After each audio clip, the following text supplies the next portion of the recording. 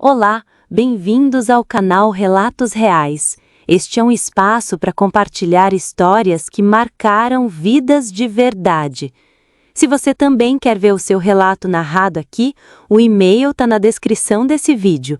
E se quiser manter o anonimato, lembre-se de usar nomes fictícios. Agora, bora para o relato. Olá, pode me chamar de Rebeca. Esse nome, claro, é fictício, assim como todos os outros que você ouvirá aqui. Mas o que não é fictício é tudo o que vivi, e que até hoje parece um pesadelo do qual eu ainda não consegui acordar completamente. Meu relato começa de forma simples, como tantas histórias que você ouve por aí. Eu era uma mulher de 35 anos, casada há 10 com o Eduardo. Vivíamos numa cidade pacata do interior de Minas, daquelas em que todos se conhecem. O padre é amigo da costureira e a farmácia da esquina sabe até o dia em que sua menstruação vai descer. Eu era professora, dava aulas em uma escolinha particular. O Eduardo era representante comercial, vivia viajando. E por isso mesmo, eu nunca desconfiei de nada. Afinal, quem desconfia do marido que beija a testa da esposa todo domingo antes de sair? Quem suspeita do pai que leva a filha no colo para o médico e espera ansioso pelo resultado da ultrassonografia? Mas a verdade estava sendo costurada com fios silenciosos, e quando veio à tona, me deixou completamente dilacerada. Pois bem, vamos lá. Acordar cedo era parte da minha rotina. Antes mesmo do despertador tocar, eu já estava de pé, preparando o café da manhã, arrumando a lancheira da Giovana e separando a camisa preferida do Eduardo, aquela azul clara que ele sempre usava às segundas-feiras. Nossa casa era modesta, mas cheia de amor. O jardim da frente era meu orgulho. Cada flor plantada ali tinha uma história. A rosa branca, por exemplo, nasceu no dia em que descobri que estava grávida da Gi. O Eduardo era, aos olhos de todos, um marido presente. Nos aniversários da nossa filha, ele era o primeiro a chegar com balões, lembrancinhas e até fantasias. Ele gostava de fazer as pessoas sorrirem, especialmente eu. Ou pelo menos, era o que eu acreditava. Tínhamos nossas brigas como todo casal, mas nada que ultrapassasse limites. Ele dizia que me amava, e eu acreditava. Como não acreditar em alguém que olha nos seus olhos e diz: "Você é a mulher da minha vida"? Nos finais de semana em que ele não viajava a trabalho, fazíamos questão de ir à pracinha da cidade, tomar sorvete e brincar com a Gi. Parecíamos a família comercial de margarina. E talvez por isso, quando os sinais começaram a aparecer, eu não quis ver. Pequenos atrasos nas viagens, desculpas vagas no celular, ligações recusadas com frequência. A resposta era sempre a mesma: cliente insistente, rota estendida, estrada ruim. Certa vez, ele chegou em casa com um perfume diferente. Disse que foi uma amostra grátis de um cliente. Outra vez, vi um brinco dourado caído no banco do carro. Deve ter sido da vendedora que me atendeu, ele disse, sem nem pestanejar. Mesmo desconfiando, eu me sentia culpada por duvidar. Como questionar o homem que te deu tudo, que te acolheu quando sua mãe morreu, que construiu uma vida ao seu lado? Me lembro do dia em que ele esqueceu o celular em casa. Aquilo nunca acontecia, mas naquela manhã, talvez por pressa ou distração, ele o deixou em cima da mesa da cozinha. O telefone vibrou 1, 2, 3 vezes. Nomes que eu nunca tinha visto. Mensagens apagadas, fotos ausentes. Meu estômago revirou, mas eu preferi não desbloquear o aparelho. Não tinha senha. Ele confiava tanto em mim que nunca se preocupou em colocar uma. Mesmo assim, eu não quis olhar. Porque no fundo, eu sabia que se olhasse, tudo mudaria. Preferi seguir acreditando na minha bolha, na nossa pequena felicidade. Até que o destino resolveu me empurrar para fora dela de uma forma cruel. Giovana teve febre alta numa noite em que Eduardo estava em viagem. Liguei para ele, desesperada, e ele atendeu com a voz abafada. Disse que estava em reunião e que não poderia voltar.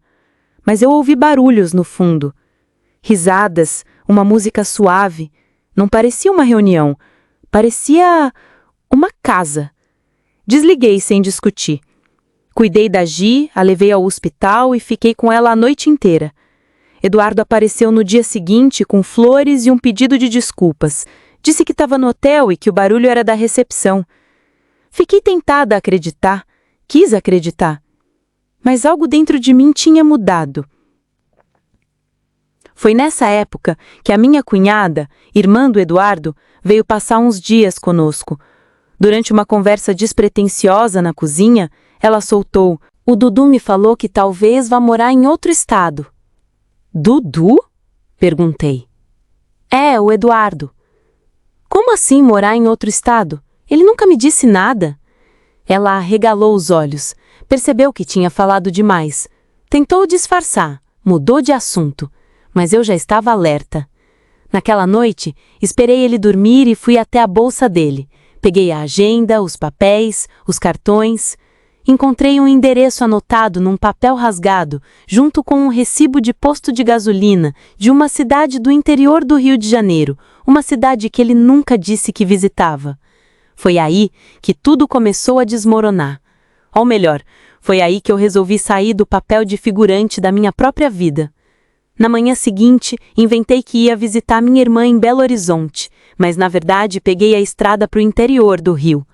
O que eu não sabia é que aquela viagem mudaria tudo para sempre. Quando cheguei à cidade do interior do Rio mencionada pela cunhada, meu coração estava aos pulos. Era uma daquelas cidadezinhas com praças no centro, paralelepípedos nas ruas e vendedores de pastel em cada esquina. Parei o carro em frente a uma farmácia e respirei fundo. Eu não tinha endereço, não tinha um número, só tinha um nome e uma suspeita que corroía meu estômago. Entrei na farmácia, puxei conversa com a balconista. Mostrei a foto do Eduardo no celular, disfarçando. "Você conhece esse homem? Tô procurando um parente distante." A mulher olhou a foto e arqueou os olhos. "Claro, o Dudu. Ele vem aqui direto. Mora na Rua das Acácias, casa 48. Meu coração disparou. "Dudu? Ele nunca foi Dudu para ninguém que eu conhecia." Agradeci, voltei para o carro e segui até a tal rua. Quando cheguei em frente à casa número 48, o mundo pareceu parar. Era uma casa simples, mas bem cuidada. Portão baixo, jardinzinho na frente, e ali, no quintal, estavam ele, uma mulher e duas crianças pequenas. Eduardo ria sentado na varanda, como se aquele fosse o mundo dele, como se aquela fosse a vida que ele sempre teve. Observei de dentro do carro com lágrimas escorrendo silenciosamente. Ele pegou uma das crianças no colo, deu um beijo no topo da cabeça e chamou a mulher pelo nome. "Lu, pega o suco, por favor." "Lu?" pensei. "Luciana?" Meu peito parecia que ia explodir. Eu queria sair, gritar, bater naquele portão, mas não consegui. Liguei o carro e fui embora. Chorei o caminho inteiro de volta para o hotel. Me tranquei no quarto e só saí no dia seguinte. Não consegui comer, não consegui dormir. A traição doía, mas mais do que isso, doía o tempo que ele me roubou, o tempo que eu entreguei com tanto amor enquanto ele levava uma vida paralela.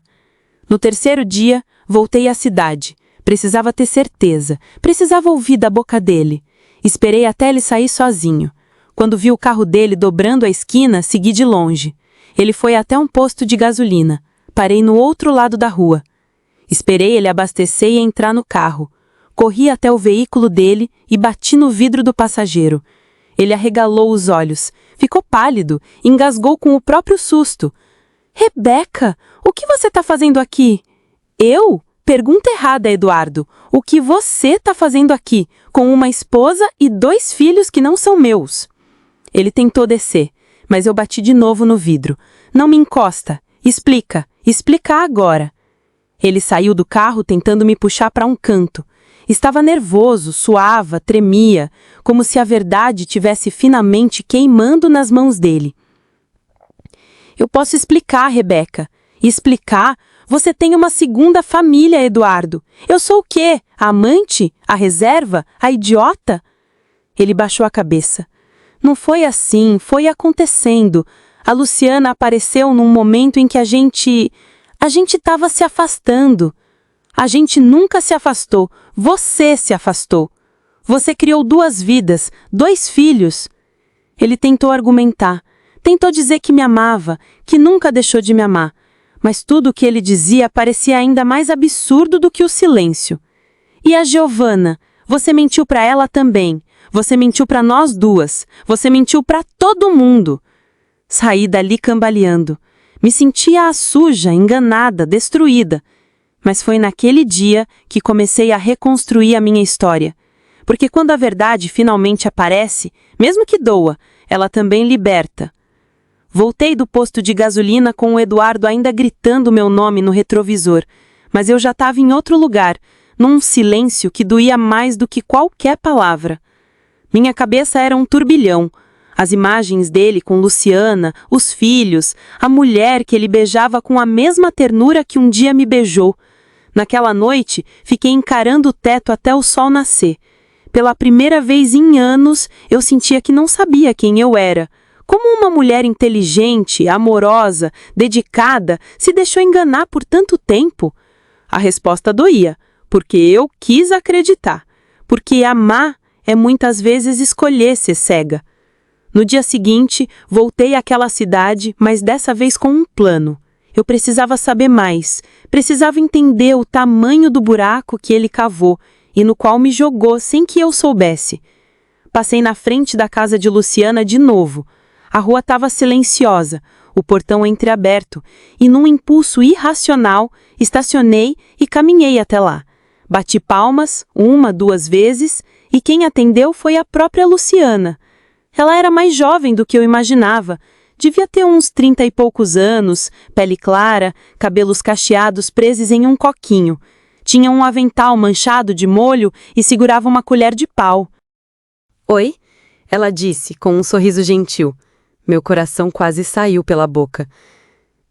Oi, desculpa o incômodo. Eu sou da editora que está fazendo um catálogo de moradores antigos da região. Posso fazer algumas perguntas rápidas? Eu menti, sem nem piscar, porque não podia simplesmente dizer: Oi, sou a esposa do seu marido. Ela pareceu hesitar, mas depois assentiu. Claro, mas rapidinho, as crianças estão no banho. Entrei. A casa era aconchegante, cheia de desenhos colados na geladeira, brinquedos espalhados no sofá. Havia uma foto grande na estante. Ela, Eduardo, os 2 filhos, um menino e uma menina, todos vestidos iguais, sorrindo num parque de diversões. Minha respiração falhou por um segundo. O senhor Eduardo, ele mora aqui há quanto tempo? Ela sorriu. Vai fazer 6 anos. Ele é representante, vive indo para Minas, mas aqui é onde ele chama de lar. Meu estômago revirou. 6 anos. 6 anos vivendo essa mentira em paralelo. Isso significava que durante boa parte do nosso casamento, ele também era marido dela. E vocês são casados no civil? Arrisquei. Não. Ele diz que não acredita mais nessas coisas, mas na prática a gente é. Ele é maravilhoso, cuida da gente como ninguém. Foi ali que eu percebi que ela também era vítima.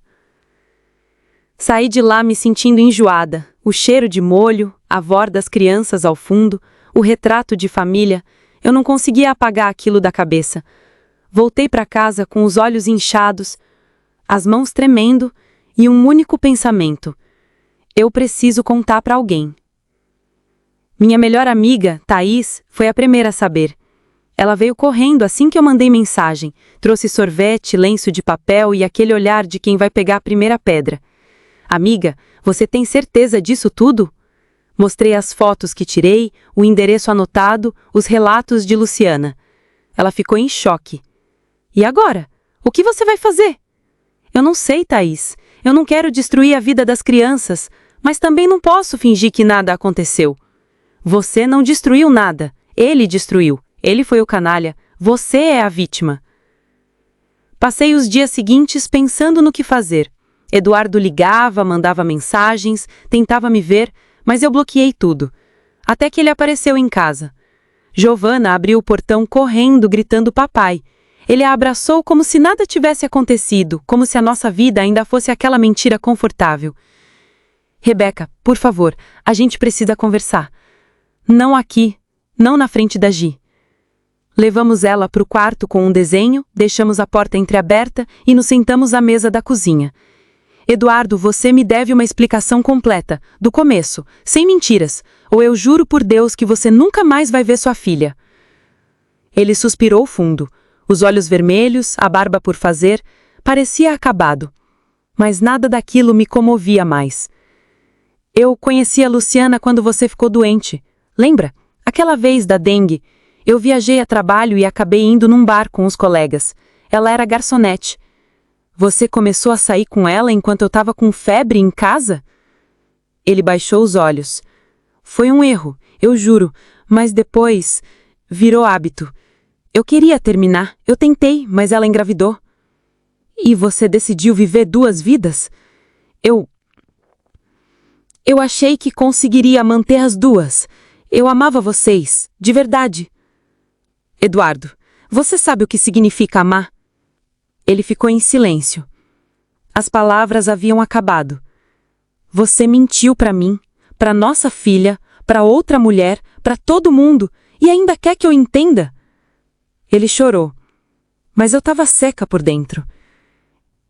Eu não quero perder você, Rebeca, nem a Giovana. Tarde demais. Você perdeu. E com isso, me levantei. Peguei as chaves, abri a porta da frente e o encarei. Sai da minha casa. Ele saiu sem dizer mais nada. Naquela noite, abracei minha filha com força. Ela não entendia nada e isso doía ainda mais. Mas eu sabia que a partir dali, era só nós duas. E talvez isso fosse mais do que suficiente. Os dias seguintes foram de silêncio. Um silêncio ensurdecedor, daqueles que gritam por dentro. Eduardo tentou entrar em contato por todos os meios. Recados com vizinhos, mensagens com parentes, até flores ele mandou. Um buquê enorme de lírios, os mesmos da igreja no nosso casamento. Mas eu nem tirei do plástico. Deixei na porta, como quem devolve aquilo que nunca pediu. Giovana, minha filha, tinha só 8 anos. Era doce, inteligente, sensível. Mas até ela, mesmo sem entender os detalhes, percebeu que algo tinha mudado. Mamãe, por que o papai não vem mais no jantar com a gente? Engoli seco. Ele tá muito preocupado com o trabalho, meu amor. Menti para proteger. Até quando? Comecei a buscar ajuda. Conversar com a Thaís aliviava, mas eu precisava de mais. Fui a uma psicóloga da cidade, uma mulher séria, de fala calma e olhar firme. Ela me recebeu como quem acolhe uma alma em pedaços. Na primeira consulta, desabei. Chorei tudo que estava guardado desde o dia em que entrei na casa de Luciana. Eu me sinto uma idiota, confessei. Como eu não vi? Como eu não percebi? Ela me interrompeu com delicadeza. Quando a gente ama, Rebeca, a gente se protege da dor. Seu erro não foi confiar. Seu erro foi só o de amar com verdade e esperar o mesmo em troca. Saí daquela sessão me sentindo menos culpada. Ainda machucada, sim, mas com uma faísca de força começando a reacender. Na semana seguinte, procurei um advogado. Não queria apenas me afastar de Eduardo emocionalmente. Eu queria oficializar. Separação, guarda da Giovana, proteção. E foi nessa conversa com o advogado que descobri mais uma bomba. Dona Rebeca, seu marido não só tem uma relação paralela, ele tem bens registrados em nome conjunto com essa outra mulher. Como assim? Ele abriu um pequeno comércio com ela há 3 anos, loja de variedades. Está em nome dela, mas parte dos depósitos são feitos de contas conjuntas, inclusive uma conta corrente vinculada ao seu CPF. Senti um calafrio percorrer minha espinha. Ele não só me traiu emocionalmente, Ele estava usando meus dados, minha assinatura, talvez até meu nome para manter aquela outra vida. Voltei para casa transtornada. Liguei para ele. Pela primeira vez, deixei ele me ouvir. Rebeca, você cruzou todos os limites, Eduardo. Você não me traiu só como mulher. Você me traiu como mãe, como cidadã, como pessoa. Usou meu CPF para manter sua segunda vida. Ele tentava negar, mas as provas estavam ali. Rebeca, eu só queria que tudo funcionasse. Eu não queria que ninguém saísse machucado. E conseguiu o contrário. Você destruiu 2 famílias de uma vez. No dia seguinte, fui até a loja da Luciana. Sim, a loja, a tal Variedades Luz e Vida. Lá estava ela, no balcão, sorrindo, anotando pedidos de uma cliente. Quando me viu, empalideceu. Rebeca, podemos conversar? Ela assentiu e me chamou para os fundos da loja. Ficamos sentadas em 2 cadeiras de plástico, rodeadas por caixas e produtos. O cheiro era de sabão em pó e papelão molhado. Você sabia? Ela abaixou os olhos. Não no começo. Ele disse que era separado. Depois eu descobri. Mas ele jurava que ia resolver, que amava vocês também. E você aceitou isso? Eu já estava envolvida. Tínhamos filhos. Eu não sou inocente, mas ele sempre dizia que sua relação com ele era fria, distante, que só faltava o divórcio. Suspirei. Ela não era minha inimiga. Era só mais uma peça no jogo dele. Eu vou seguir com o processo. Você pode ter sido enganada, Luciana, mas você é cúmplice também. Essa loja, essa conta, tudo vai entrar na investigação. Ela concordou, em silêncio. Voltei para casa exausta. E naquele dia, quando Giovana me pediu para dormir comigo, eu deixei. A abracei com força e prometi a mim mesma que dali em diante ela nunca mais seria enganada por ninguém. Alguns meses passaram. O processo avançava lentamente, mas com firmeza. Eduardo foi notificado. Tivemos audiências. Ele tentava se mostrar arrependido, colaborativo, mas o estrago já estava feito. A imprensa local começou a comentar sobre o escândalo, não com nossos nomes, mas com os detalhes que todo mundo da cidade já ligava aos protagonistas. Na escola, colegas cochichavam sobre a professora traída. No mercado, os olhares vinham carregados de pena. Mas eu já não me escondia. Pelo contrário. Comecei a dar palestras sobre relacionamentos abusivos, sobre direitos da mulher, sobre reconstrução emocional. Usei minha dor como combustível. E foi nesse processo de cura que conheci Marcelo, um pai solo, viúvo, que levava a filha para as mesmas oficinas da escola onde eu ministrava um projeto de leitura. Nos tornamos amigos, depois parceiros, e só bem mais tarde, um novo casal. Mas isso já é outro capítulo, porque naquela fase, meu foco ainda era sobreviver à tempestade e garantir que a minha filha tivesse ao menos um porto seguro, mesmo em meio ao caos. Os meses seguintes foram os mais difíceis da minha vida. Lidar com a dor da traição já era pesado, mas ter que seguir em frente por mim e pela Giovana exigia uma força que eu nem sabia que existia dentro de mim. O processo de separação seguia, lento, burocrático, desgastante. Eduardo se fazia de vítima nas audiências, tentava inverter o jogo, dizia que foi pressionado pelas circunstâncias, que a vida com Luciana era um erro e que a única família verdadeira era a nossa. Mas o juiz não se comovia, nem eu. A guarda da Giovana ficou comigo. Ele teria direito a visitas quinzenais, sob supervisão. E mesmo assim passou quase 2 meses sem procurar a filha. A Giovana perguntava pouco. Era como se ela tivesse entendido que o silêncio dele era uma resposta. Na escola ela mudou. Ficou mais quieta, mais observadora. Parecia crescer rápido demais, amadurecer na dor. Eu me dividia entre as aulas, os atendimentos com a psicóloga e as reuniões com o meu advogado. Passei a tomar um antidepressivo leve. Dormir se tornava cada vez mais difícil. E ainda havia a cidade, os olhares, os cochichos, os julgamentos. Na missa de domingo, uma senhora se aproximou com um sorriso azedo e disse: No fundo, minha filha, todo homem tem duas famílias. Você é que não viu. Respirei fundo, não respondi, mas aquilo me corroeu por dentro o dia inteiro. Que sociedade é essa que normaliza o absurdo? Foi nessa época que me aproximei mais da minha mãe. Ela morava numa cidade vizinha, simples, cheia de afeto. Quando podia, passava os fins de semana com ela. Um sábado, sentadas à beira do fogão a lenha, ela segurou minha mão com carinho e disse: Você herdou minha coragem, Rebeca. E coragem dói, mas também salva. Aquilo me deu forças. Voltei para casa decidida a reorganizar tudo. Transformei um cômodo da casa num espaço de leitura para Giovana. Tirei fotos nossas, coloquei em porta-retratos novos. Refiz o álbum da família com apenas nós duas, nossa nova família. Um dia, a coordenadora da escola me chamou para conversar. Rebeca, sei que é delicado, mas temos recebido bilhetes anônimos com provocações envolvendo seu nome, frases ofensivas, comentários maldosos. Alguns alunos estão rindo. Sabemos que você é uma excelente profissional, mas queria te avisar. Fiquei parada, digerindo aquilo. Eu que só queria dar aula, agora era tema de piada entre adolescentes.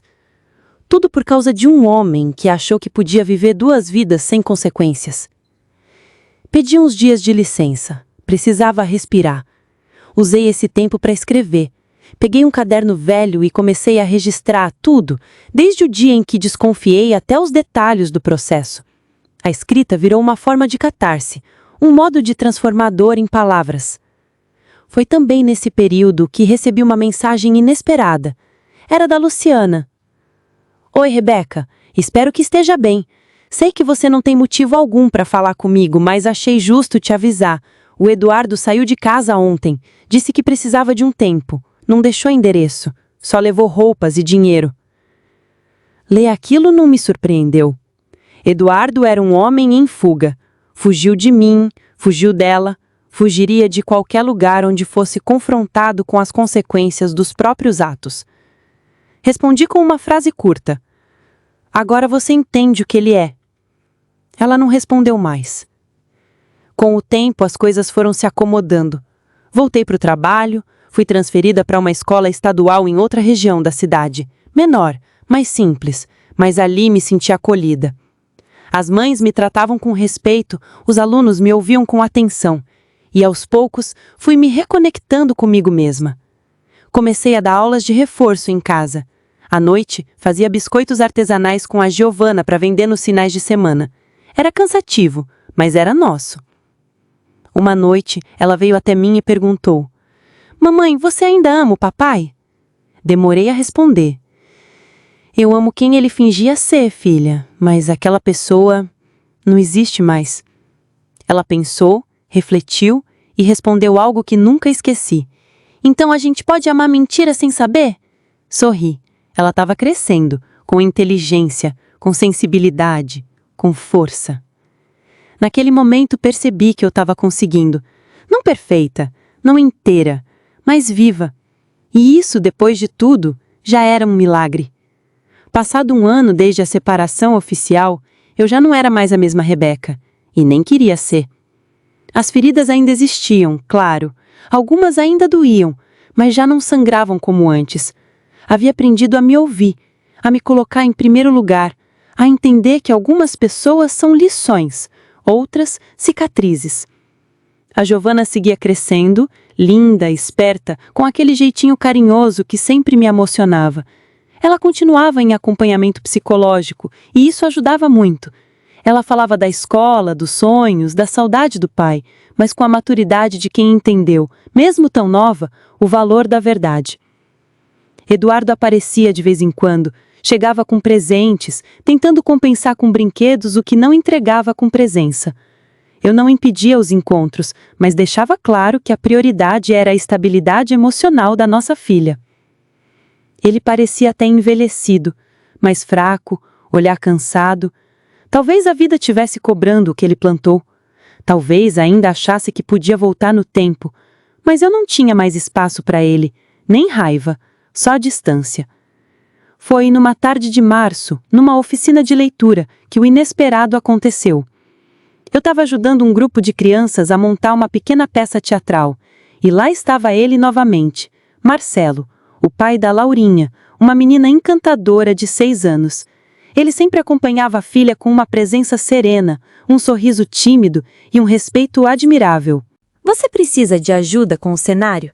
Ele perguntou, com uma voz calma e acolhedora. Se for para pintar sem deixar metade do pincel na parede, acho que sim. Brinquei. Rimos. E foi assim que tudo começou. Ele era viúvo havia 4 anos. Trabalhava como técnico em informática e dividia o tempo entre concertos e os cuidados com Laurinha. Aos poucos fomos conversando mais. Primeiro sobre as filhas, depois sobre a vida. E, enfim, sobre nós mesmos. Nos encontrávamos no parquinho da escola, nas reuniões de pais, nos eventos da comunidade. E o que começou como uma amizade tranquila foi crescendo, silenciosamente, feito semente bem plantada. Eu hesitei. Muito. Tinha medo. Medo de repetir histórias, de confiar demais, de me iludir. Mas Marcelo era diferente. Ele não prometia mundos. Ele oferecia presença, escuta, respeito. Nunca forçava nada. Dava passos pequenos. E isso me deu segurança. Um domingo ele me convidou para almoçar na casa dele. Disse que faria estrogonofe com arroz soltinho e batata palha. Receita de pai que teve que aprender na marra. Fui. Giovana e Laurinha se deram bem logo de cara. As duas brincavam de massinha enquanto nós colocávamos a mesa. Entre um riso e outro, um olhar mais longo, eu percebi que meu coração estava mudando de estação. Não que o inverno tivesse ido embora de vez, mas a primavera começava a aparecer timidamente nas bordas da minha vida. Depois do almoço, ele me ofereceu um café e disse: Eu sei que ainda tem muita coisa dentro de você que está tentando se reorganizar, e eu não estou aqui para atropelar isso. Mas se um dia você quiser caminhar junto, eu estou disposto. Foi a primeira vez em muito tempo que alguém me ofereceu amor sem exigir nada em troca. Respondi com um sorriso sincero. Caminhar devagar, às vezes, é o único jeito de chegar. Claro, a cidade comentou. Como sempre. Alguns achavam que era rápido demais, outros insinuavam que eu devia estar com o Marcelo desde antes. Mas eu já não me importava. Aprendi que quem fala muito da vida dos outros é porque tem medo de olhar para a própria. Minha mãe adorou ele. Disse que nunca me viu tão serena. Giovana começou a se referir a ele como tio Marcelo, e a cumplicidade entre os três só crescia. Uma noite, enquanto assistíamos a um filme, com pipoca e cobertores, ela cochichou no meu ouvido. Mãe, a gente pode ser feliz de novo, né? Eu a abracei. A gente já tá sendo, meu amor. Mas a vida, como sempre, adora testar a gente.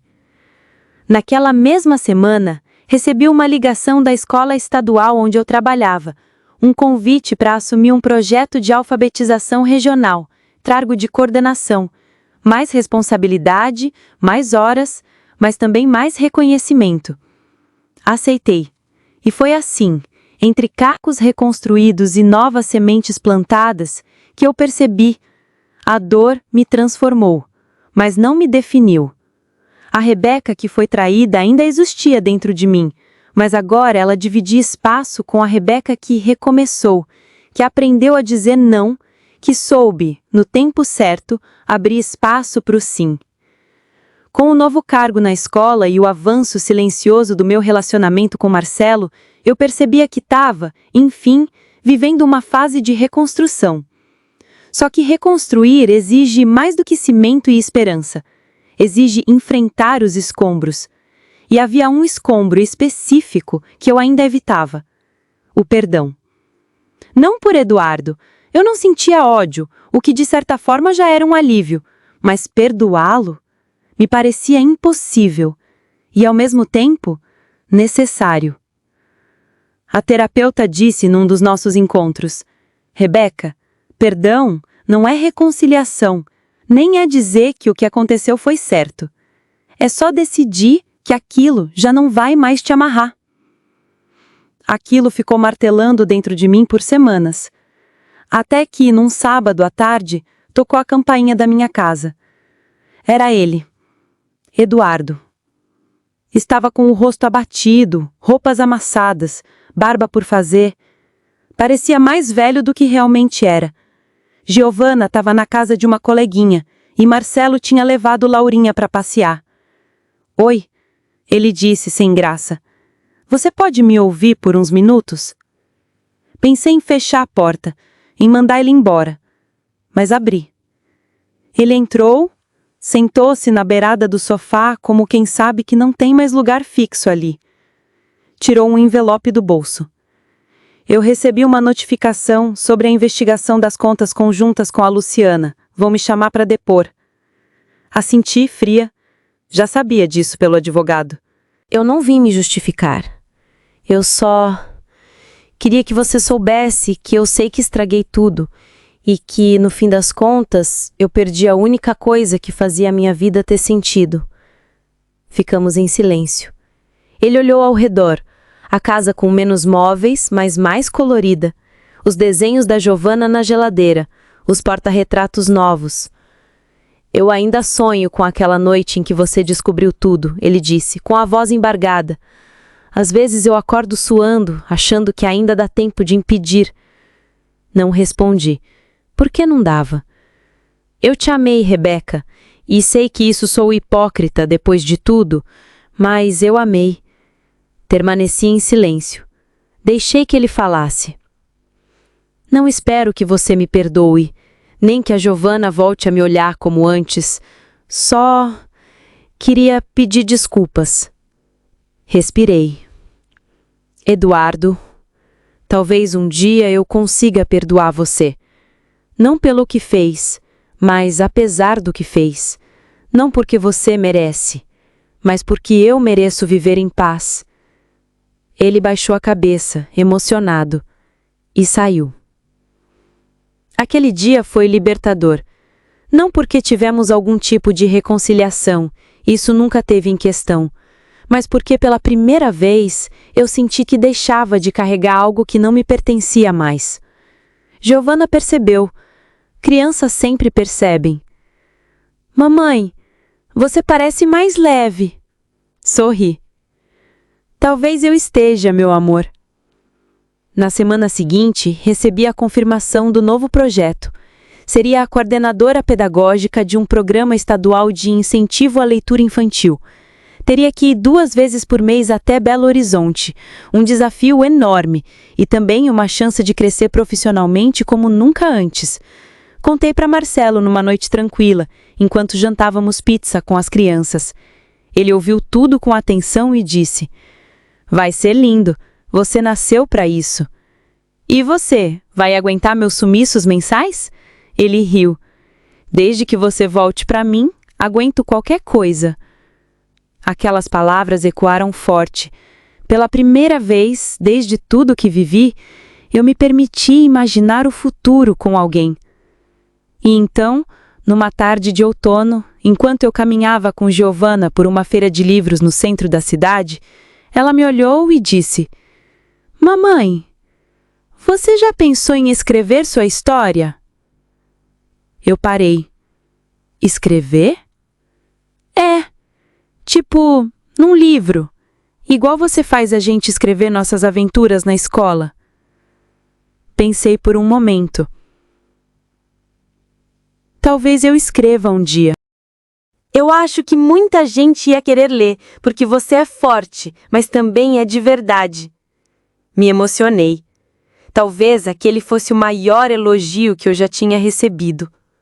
Às vezes a gente acha que a vida acabou, mas ela só virou uma esquina. E naquela esquina, se a gente tiver coragem de olhar além da dor, pode encontrar novas possibilidades, novos amores, novas versões de si mesma. Eu, Rebeca, não sou perfeita, mas sou inteira. E isso, no fim das contas, é tudo o que eu precisava ser. Os meses seguintes se tornaram um ciclo de novas decisões. Minha vida agora era feita de agendas apertadas, reuniões pedagógicas, viagens mensais e muito café. Mas também era feita de leveza.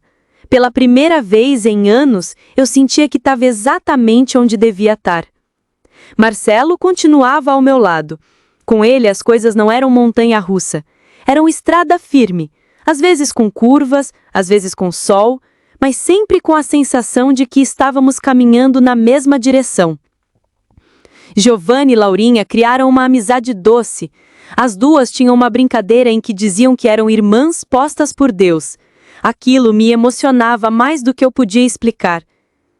Numa noite fria de sexta-feira, Marcelo preparou um jantar especial. Lasanha, vinho tinto e uma playlist romântica. Tudo simples, mas cheio de cuidado. Sentamos na varanda, enrolados num cobertor, e ele foi direto. Rebeca, você tem me ensinado tanto sobre amor, coragem, recomeço, e eu queria saber se você gostaria de dividir essa vida comigo, oficialmente. Meu coração acelerou.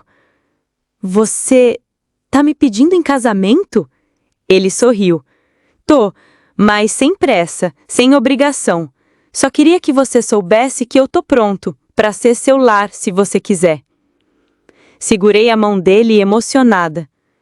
Marcelo, ainda tenho muito chão para curar, mas se for para caminhar junto, que seja com você.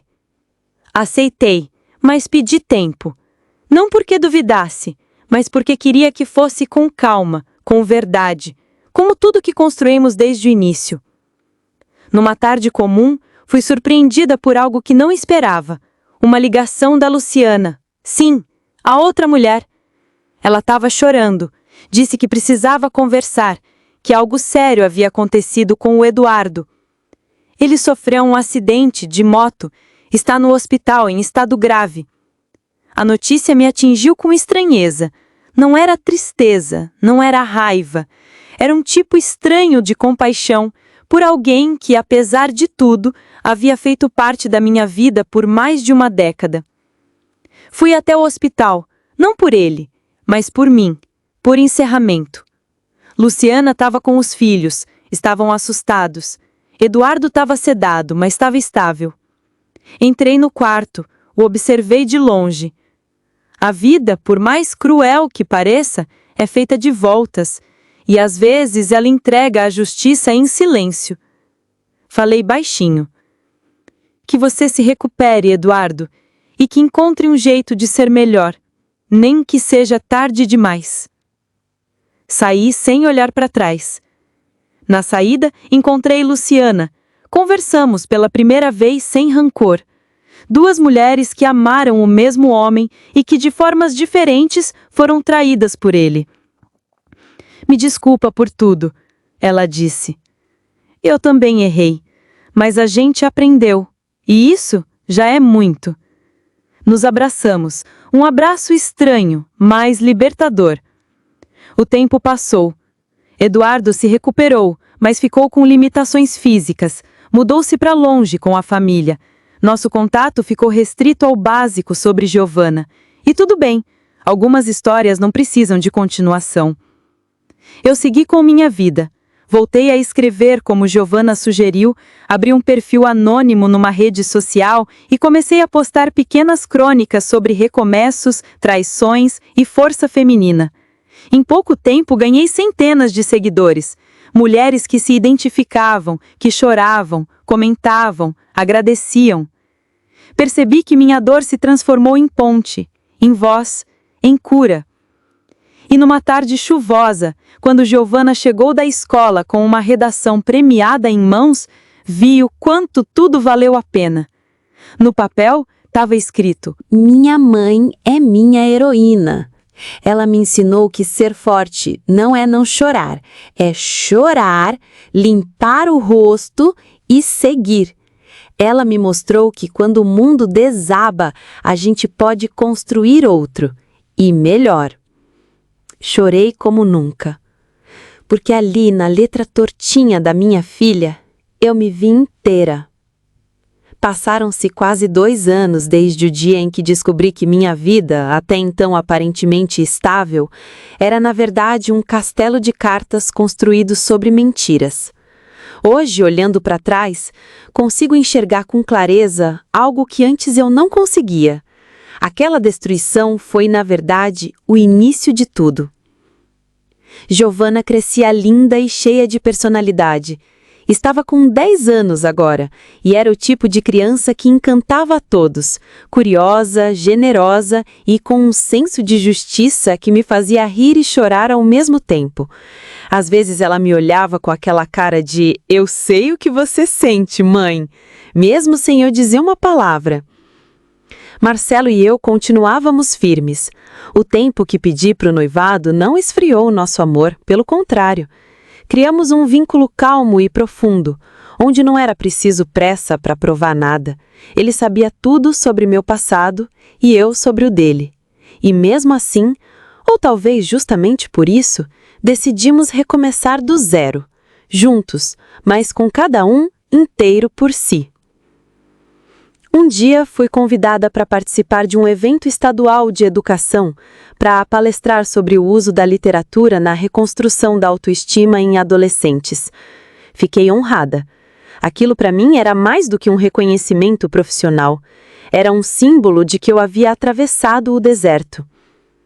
Na palestra, decidi contar um pouco da minha própria história. Sem detalhes íntimos, claro, mas com a essência. Eu descobri que podemos perder tudo e ainda assim reconstruir se não perdermos a nós mesmos. A plateia aplaudiu de pé.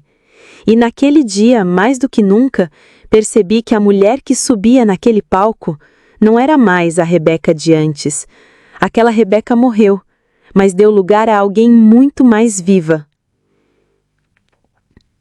A vida tem dessas ironias. Quando a gente para de procurar, o destino nos entrega. E foi assim que, num encontro casual de fim de tarde, recebi uma proposta para escrever um livro. Um pequeno selo editorial que acompanhava minhas crônicas online queria transformar minha história numa obra literária. Não precisa ser um livro biográfico, mas algo que misture relato e ficção, que toque, que transforme. Você tem uma voz poderosa. Fiquei em choque. Por dias relutei. Escrever significava reviver, e reviver doía, mas também curava. Comecei a rascunhar, nas madrugadas, com uma xícara de chá e a cabeça fervilhando. Giovanna me dava ideias, perguntava sobre os capítulos, Marcelo revisava, opinava, me motivava. A escrita virou parte da minha terapia. E foi nesse processo que um dia, numa gaveta esquecida do antigo guarda-roupa, encontrei uma carta. Estava dobrada e guardada entre as páginas de um livro de receitas da minha avó. Era uma carta minha. Eu havia escrito para mim mesma anos antes e completamente esquecido. Querida Rebeca, se um dia você se perder, se um dia o chão sumir, lembre-se que você veio de mulheres fortes. Você aprendeu a se reerguer desde criança. Você vai cair, mas vai levantar, porque você é feita de recomeços. Chorei como uma menina, porque ali estava o lembrete que eu precisava. Eu havia me tornado essa mulher, uma mulher inteira. No aniversário de 11 anos da Giovanna, fizemos uma festa no quintal de casa. Simples, mas cheia de carinho.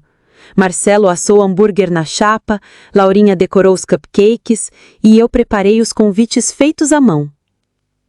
No fim da tarde, quando o céu já estava alaranjado, Giovanna subiu no pequeno banquinho do jardim e disse: "Eu quero fazer um discurso." Todos riram. Ela sempre era estrela. "Eu só queria agradecer a minha mãe", ela disse com a voz afinada, "porque ela me ensinou que mulher nenhuma precisa aceitar ser maltratada e que a gente pode ser feliz mesmo depois da tristeza. Te amo, mãe." Me emocionei profundamente. Abracei minha filha ali no gramado, sentindo um orgulho que não cabia em mim. Ela era meu reflexo, mas também era a minha força. Alguns dias depois, recebi uma notificação. O processo contra Eduardo havia sido encerrado. Ele pagaria uma multa e responderia por uso indevido de documentos e fraudes em regime aberto. Luciana ficou com a loja, agora regularizada, e se manteve afastada. Nunca mais nos falamos e tudo bem. Algumas histórias precisam mesmo acabar em silêncio. Eduardo mandou uma mensagem curta. Obrigado por não me destruir, mesmo quando eu merecia. Não respondi. Não por raiva, mas porque eu já não precisava mais dizer nada.